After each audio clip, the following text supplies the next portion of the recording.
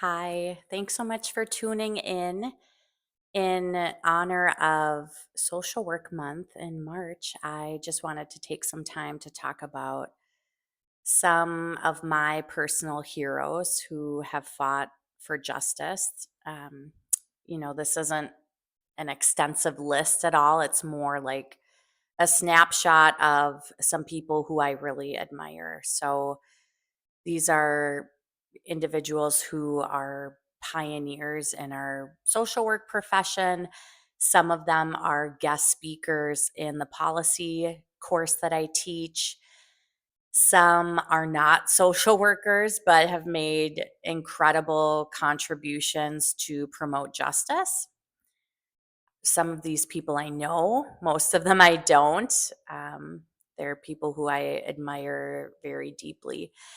And they also come from different faith journeys, different backgrounds, different political backgrounds, right? So we have Republicans, Democrats, Independents.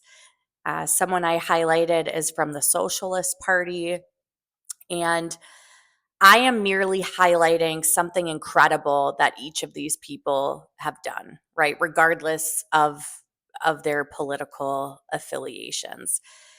Most of these people's stories, just made a huge impression on me at various points in my career. Some are past mentors of mine, they're policy champions, they're fighting against corruption, they're challenging, the status quo of their time. And I think it's important that we remember many people who have truly fought for justice have been shamed. They've been publicly smeared. They've been threatened. They've been harassed for seeking and speaking really the truth, right? It's happened to me, as I've shared in some of my past videos, being a whistleblower. Um, deciding, no, I'm going to stand up and speak up against this. I've gone through all of those things, right? So I know that happens. And that's probably why when somebody is smeared, in some way, instead of thinking like, oh, what a quack, I actually listen more about what that person actually stands for. I listen to their interviews. I want to listen to them and figure out where they're coming from, because I know in reality that these smear campaigns exist, right? Because that's happened to me. So, as an example, Nanny Helen Burroughs, just this force of a woman, right? She was a Black woman. She was unable to join the traditional women's suffrage movement, right? Because she was Black. And so what did she do? She started her own movement. And she was a woman just of deep faith. And she was a huge, very active in the Republican Party. She was constantly told she wasn't able to do things. And instead of listening to that, she did what she felt was right and she did it anyway. And so, she's really just the definition of a trailblazer, um, not just for women's rights, but for civil rights as well. And just thinking about women's suffrage, we think about Susan B. Anthony, right? She's like the face of the women's suffrage movement, which is great. She did a lot of incredible work.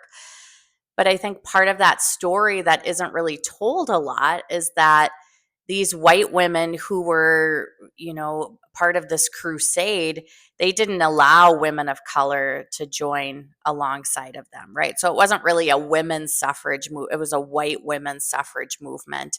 The Black women had to do their own movement. So I am so in awe of Nanny Burrow. She is just, just somebody who I deeply admire. Um, who else? Who else do we have? We have Jane Addams. She is just just an incredible human being. She is like one of the mothers of social work. She was a leader in the settlement house movement in the United States. That was going on in the early 1900s here. And that's really when we start to see the emergence of social work as a profession. So she started her journey by opening the Hull House in Chicago, and she and other women lived there. And their goal was to befriend the community and, try to be helpful to them in any way that they could. And they had a specific interest in helping immigrant communities adapt to their new lives in America. Because, as you may remember about that time period, there were people fleeing from Europe, they were fleeing famine, religious persecution, they were looking for employment. So there were a lot of folks coming to America during that point. Um, who else? My former mentor, Gilbert DeLao, who one of my first internships was at the Neighborhood House, which is a nonprofit that is over on the west side of St. Paul, and it started as a settlement house, which I think is a really cool connection. And Gilbert DeLao, he was a very well respected leader in that community, really in the entire city of St. Paul, did so much for his community there. And it was just really an honor to be able to get to know him. Who else? Another West Sider, Maria Isa, who is now a state representative. She's been a musician for many, many, many years. First met her like over 15 years ago at a gig that she was doing. Um, Named my cat after her. And as you can maybe see, let me look here. Yeah, you can see that. That is a photo of Maria Isa performing in Uptown. That was many years ago. But yes, she has definitely done several things in terms of legislation and community advocacy that I think reflect social work values. Um, the thing that I wanted to highlight about her in this video was her advocacy in helping Minnesotans who understandably struggle to afford insulin, right? So this act, the Alex Smith Insulin Affordability Act, which essentially allows people in an emergency situation to be able to access insulin from their pharmacy, um, which is just incredible. She really spearheaded that Insulin for All movement here locally, which was neat to follow. And just working in intensive care units for the majority of my career, we would see a lot of people come in with ketoacidosis, and that can be life threatening, right? I mean, it's a very serious thing. So I really applaud Maria Isa on the work that she did there. Um, so who else? Whitney Young. He is somebody, just an incredible person. He was a leader in the civil rights movement. He was a presidential advisor, and he graduated from my alma mater, the University of Minnesota School of Social Work. Woohoo! And he was just somebody who thrived in these forming these partnerships and coalitions and getting things done.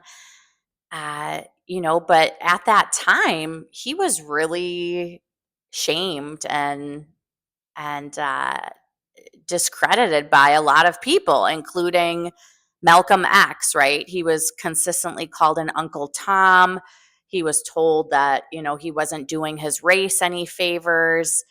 And he really just kept his head high and did what he thought was right despite all of that noise. And I just think he's just a very inspiring person.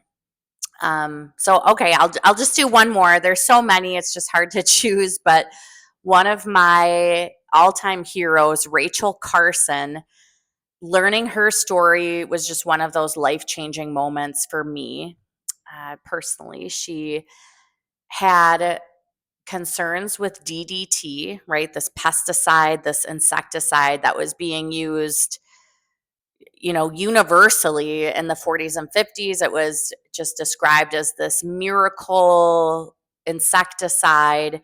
And she really was on the ground and seeing that there was evidence of fish kill, there was evidence of wildlife being negatively impacted from areas where DDT was being sprayed. And so she just legitimately was like, hey guys, this is what I'm seeing, and it's a little concerning to me. Maybe we should look at this. That's essentially what her message was. And as you can imagine, the folks who manufactured DDT, the media, the government, our regulatory agencies, who else? Time Magazine smeared her. Who else? Pretty much everywhere in the media, they were calling her a quack. You know, she was spreading misinformation and lies. And, they really tried to silence her and attack her. And, we know that it's just really interesting, this parallel process, because, we know Monsanto now, which is owned by Bayer, a pharmaceutical company, we know that they went to great lengths to destroy her reputation, right? And it wasn't until some years later where, because of, people like the Kennedy family, they were friends with her and they knew that she was doing this incredible work, and they thought, hey, this woman is a hero.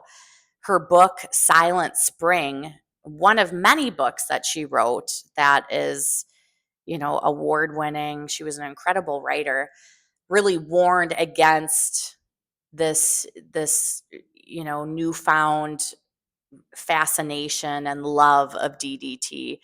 And so, some people, influential people high up in the government, were like, we need to clear her name. And that's what they did.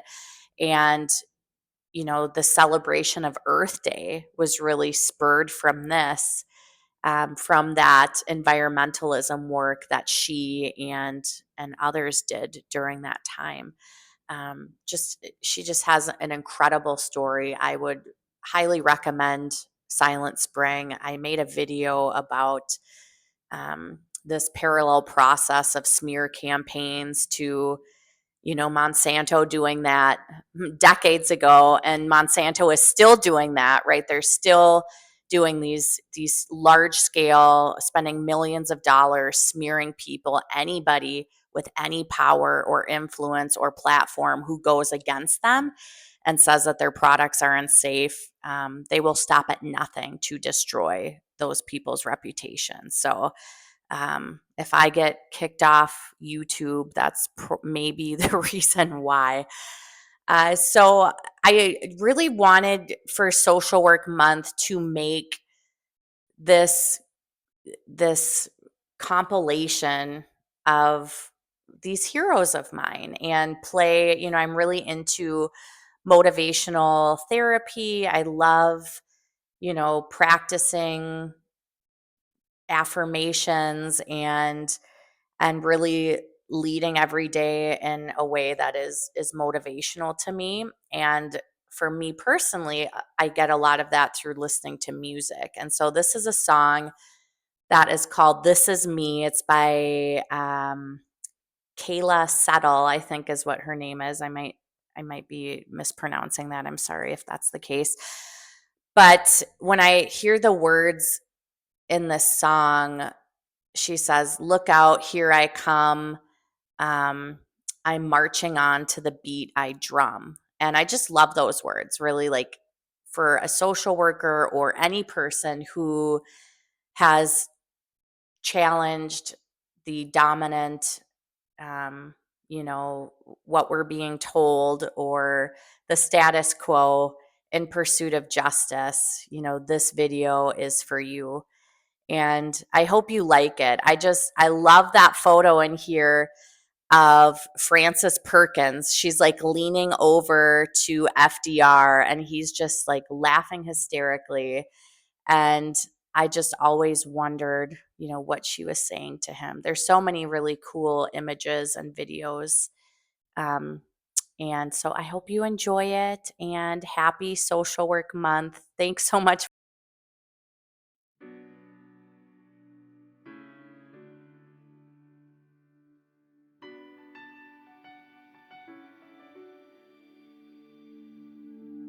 I am not a stranger to the dark. Hide away, they say, 'cause we don't want your broken parts. I've learned to be ashamed of all my scars. Run away, they say, no one will love you as you are. But I won't let them break me down to dust. I know that there's a place for us, for we are glorious. When the sharpest words wanna cut me down, I'm gonna send the blood, gonna drown them out. I am brave, I am bruised, I am who I'm meant to be. This is me. Look out, 'cause here I come. And I'm marching on to the beat I drum.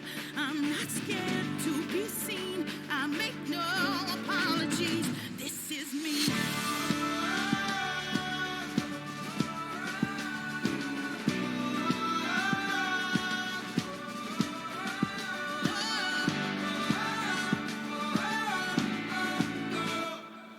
Another round of bullets, it's my skin.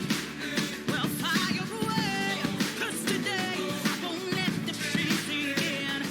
We are bursting through the barricades and reaching for the sun. Yeah, that's what we belong. I won't let them break me down to dust. I know that there's a place for us. Oh, we are glorious. When the sharpest words wanna cut me down, I'm gonna send the blood, gonna drown them out. I am brave, I am bruised, I am who I'm meant to be. This is me. Look out, 'cause here I come. And I'm marching on to the beat I drum. I'm not scared to be seen. I make no apologies. This is me.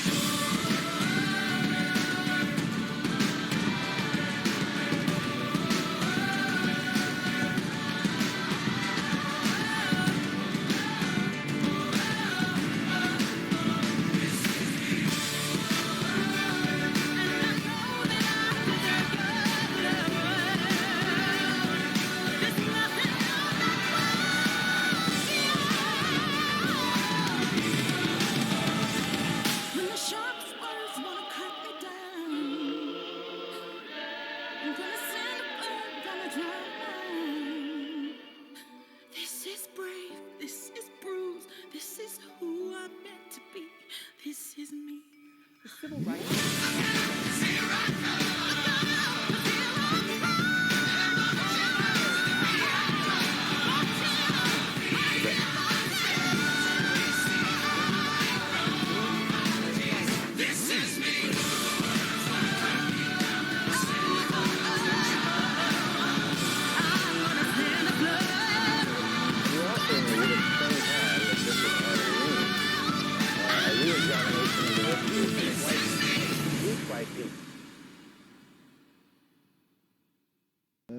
Whitney Young was there.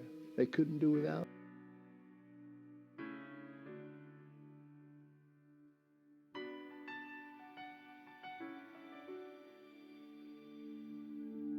I am not a stranger to the dark. Hide away. Scientific discoveries of World War II. Want your broken parts. To Reader's Digest, Rachel Carson was offering a new angle, a piece exploring DDT's potential to cause collateral damage to wildlife. As you are. Biologists with the Fish and Wildlife Service begin to see pretty quickly that when DDT is used in certain areas, there's evidence of problems. There's evidence of fish kill or bird. How that information then filters out to a larger public is a very big question.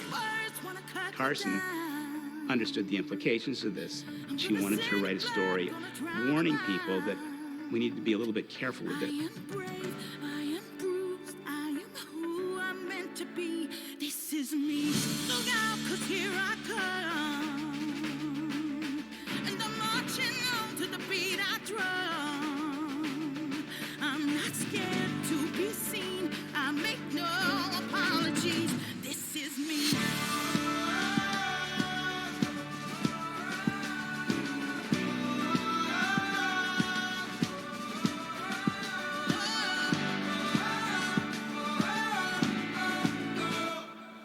Another round of bullets hits my skin. Well, fire away, 'cause today I won't let the pain sink in. We are bursting through the barricades and reaching for the sun. That's what we belong. I won't let them break me down to dust. I know that there's a place for us. Oh, we're going in. The sharpest words wanna cut me down. I'm gonna send the blood, gonna drown the mind. I am brave, I am bruised, I am who I'm meant to be. This is me. Look out, 'cause here I come.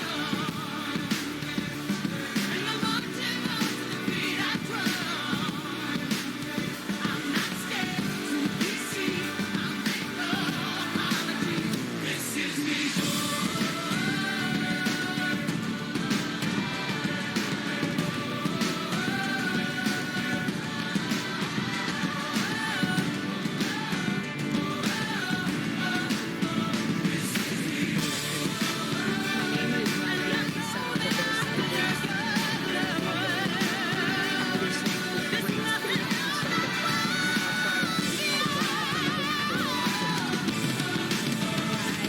The sharpest words wanna cut me down.